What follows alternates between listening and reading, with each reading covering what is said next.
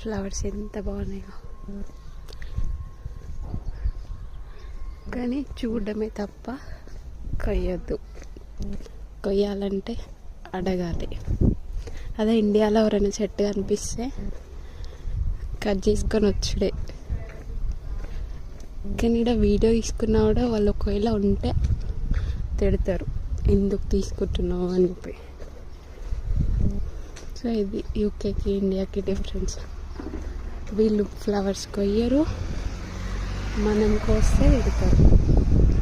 ఎంత బాగుందో కదా ఎల్లో ఫ్లవర్. ఇక్కడ కూడా చూడండి, కానీ కొయ్యదు.